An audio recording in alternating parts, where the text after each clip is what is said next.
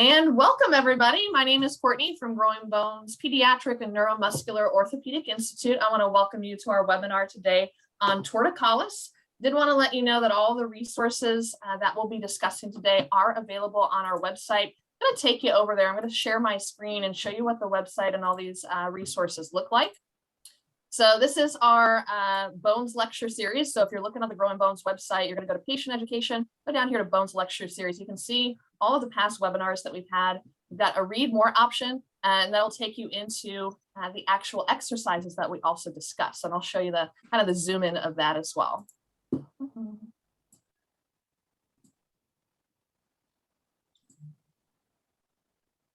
right, so this is what these PDFs look like. Again, if you're on a mobile device, go ahead and zoom in. You can zoom in on these, but don't stress too much about it. You can download these right from our website. And Michelle's going to take us through this exercise routine. She actually has her baby doll prop with her today so that we can see that live and in person. So without further ado, I'm going to turn it over to Dr. Connor. Tell us a little bit about what torticollis is and how it presents in your patients. Sure. So torticollis is something that we see mostly in very small children, newborns, 1 to 2 month olds. So as a pediatric orthopedist, I really go down to like day of life and sometimes prenatal.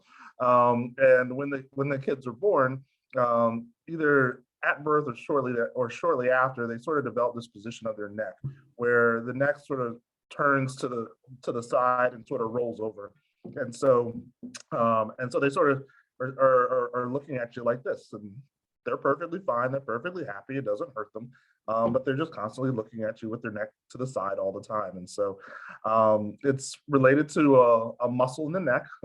Fancy term is sternocleidomastoid, or SCM, is what you'll see in a lot of the literature, and it basically is what's responsible for helping your neck to turn one way or another. And so that muscle can get tight, and we're not exactly sure why it happens. And I'm talking about the most common cause of torticollis, but we're not exactly sure why it happens, but that muscle gets tight and doesn't stretch the way that it's supposed to. And the kids even have a little bit of a bulge in their neck that you can often feel in their neck, that turns their head and it won't loosen.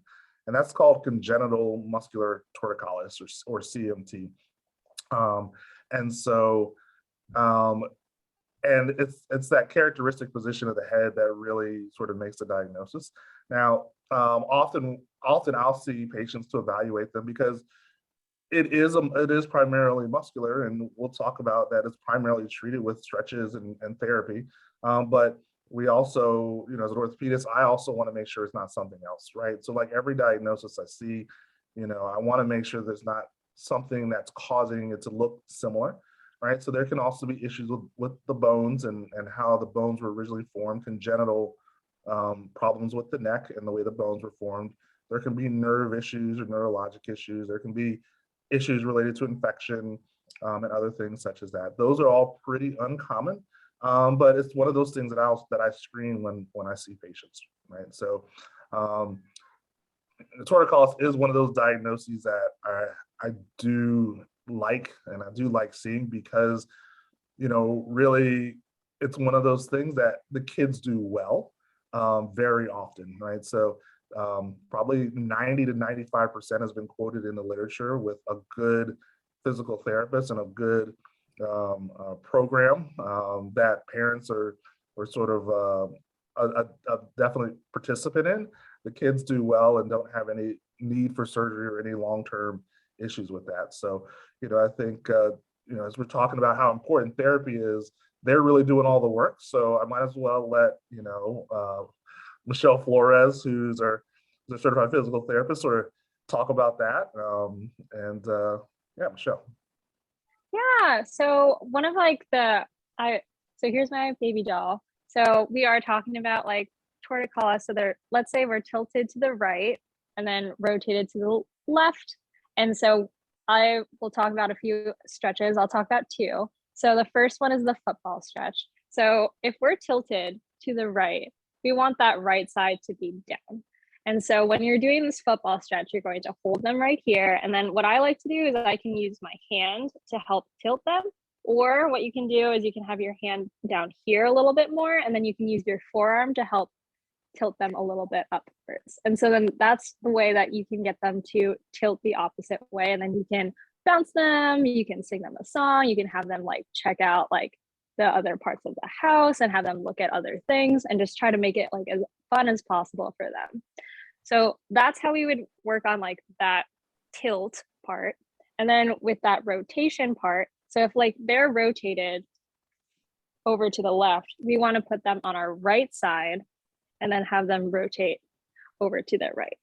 So this is how so the way that I would do that is like you have them on their chest, on your chest, and then you can rotate them, and then you can kind of look at them over here, sit, and you can talk to them. You can, tell them a story. You can sing them a song, and then just try to make it as fun as possible for them. This is like valuable time with your baby as well. And so it just gets them a little bit more comfortable with moving into those uncomfortable positions. And then I also have a whole bunch of other strengthening exercises for you that are also on the page as well. But those ones are a lot more self-explanatory, but at least you can start with those stretches exercise. Michelle, how long, when you're talking about holding the baby and singing, how long are you in that position, in that stretch? Yeah, so I would say that like initially, like they may not be able to tolerate for very long. So you do have to like, listen to your baby, because your baby is going to tell you when it's like too much. So like, let's say like you start out with like 10 seconds and you're just like, okay, like we'll just do it for like 10 seconds. And then when they start to get like a little like fussy, then you can like,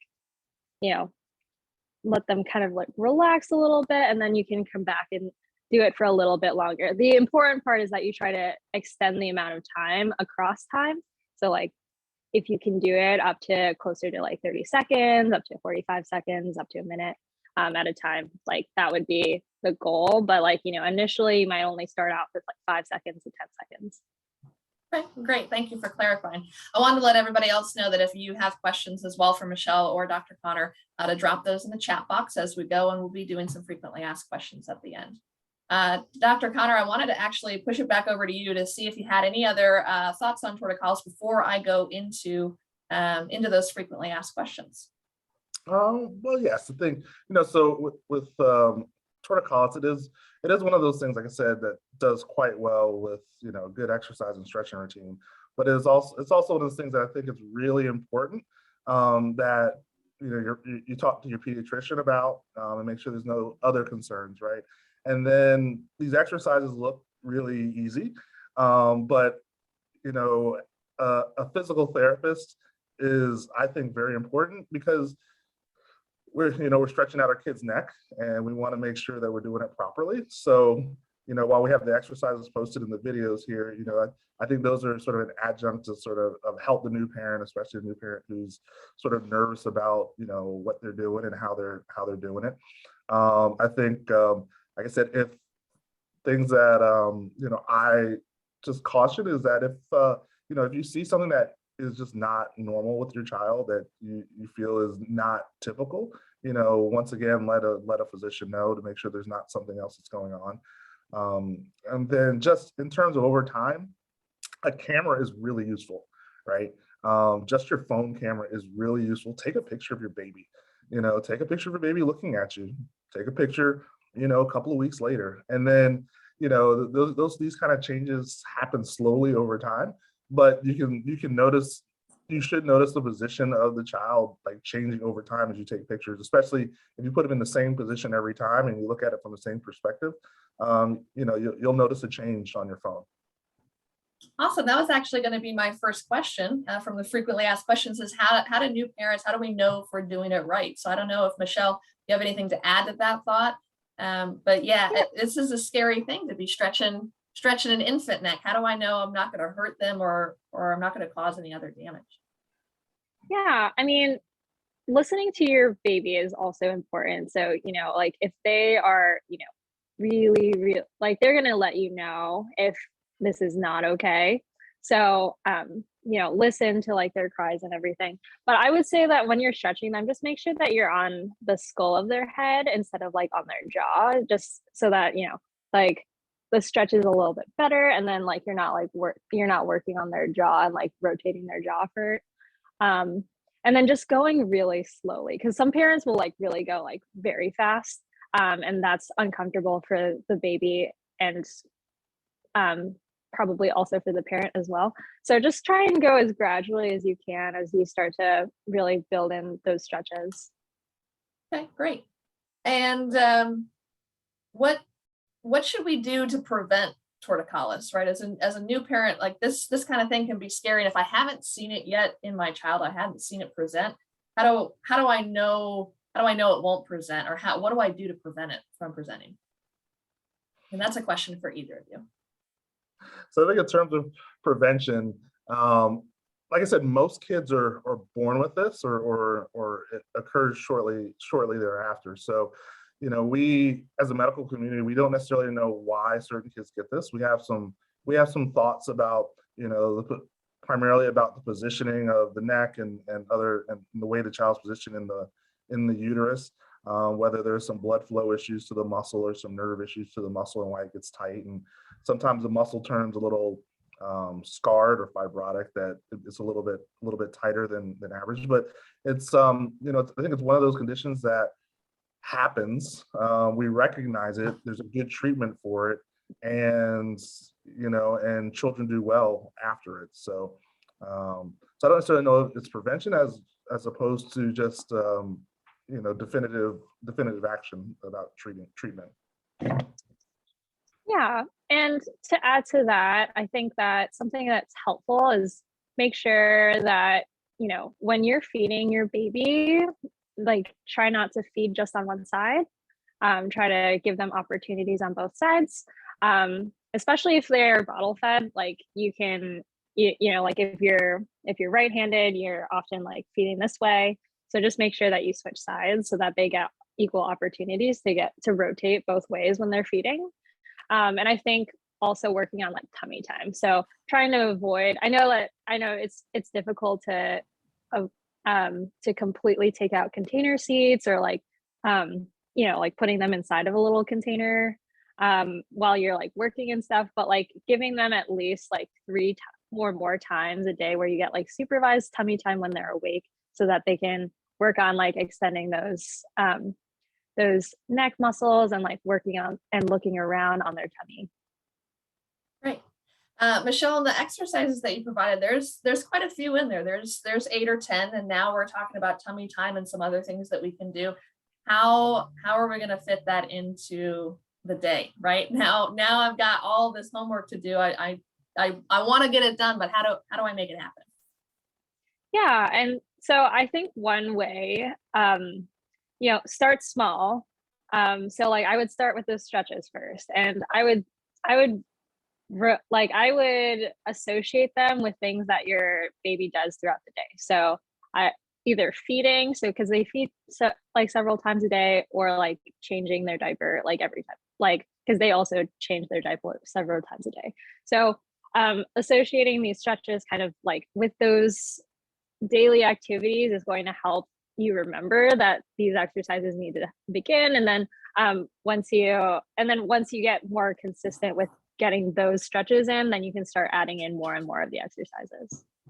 Okay, and how long will this take, right? From it presenting to doing stretch, how long do we need to be doing physical therapy and stretching? Yeah, so it does depend.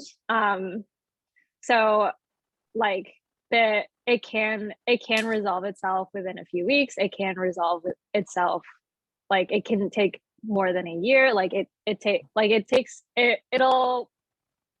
will really depend on like how your baby presents and like where they are in terms of their developmental milestones. And then just I would say that the recommendation currently is to at least follow the child for at least a year, just to see like that their milestones are being achieved, that there aren't like that the tilt doesn't come back as like new developmental milestones are achieved.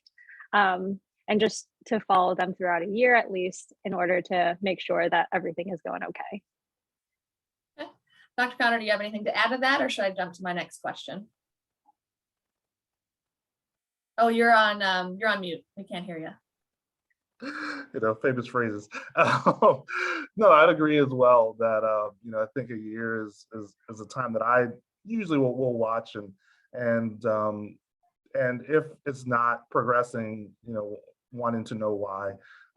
It's very rare that you need to do surgery. There is surgery for this to address it, especially in older children who present later. But it's by far not very common to need to do surgery. And so I would agree with everything Michelle has said there. Okay. Another question is, about the helmet, right? At what point, some of our torticollis patients require helmets, some don't. How does the parent know, if the stretches are being effective, or if a helmet or other therapies are required? Okay, so great question. Get it a lot. So if you can imagine, if your neck is constantly tilted to one side, if you follow sort of the recommendations, when children sleep, they're sleeping on their back, and so that usually, since they're always in the same position with their head, it tends to cause flattening on the other side of the head, because their heads are still moldable, because that's the way babies are designed to make it into this world. And you can have some flattening on the head, and sometimes the flattening actually becomes pretty noticeable, and can sort of affect some of the face as well. And so the first thing I say about the flattening is, getting into treatment for stretching is going to be, the first line, because just by getting that motion, that mobility where you're not constantly in that same position, that helps.